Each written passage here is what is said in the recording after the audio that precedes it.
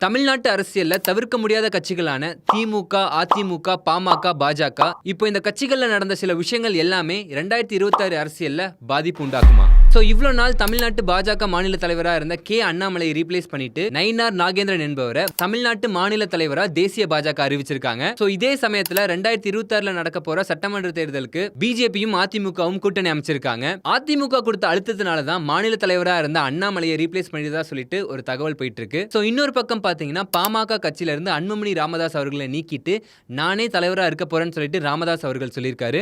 ராமதாஸ் அவர்களுடைய இந்த ஒரு முடிவு எந்த அளவுக்கு பாதிப்பு உண்டாக்குன்றது அடுத்த வருஷம் எலெக்ஷன்ல தான் நமக்கு தெரியும். அண்ட் திமுக கட்சியில பாத்தீங்கன்னா துணை பொதுச் செயலாளர் மற்றும் அமைச்சரா இருக்கக்கூடிய பொன்முடி அவர்கள் ஒரு பொதுக்கூட்டத்தில் பேசின சில சர்ச்சையான விஷயங்கள் சோஷியல் மீடியால ரொம்ப வைரலா போயிட்டு இருந்துச்சு. அண்ட் அவர் பேசின விஷயம் ரொம்ப தப்புதான் சொல்லிட்டு கனிமொழி அவர்களே எக்ஸ் வலைத்தளத்தில் ஒரு ட்வீட்டும் பண்ணியிருந்தாங்க.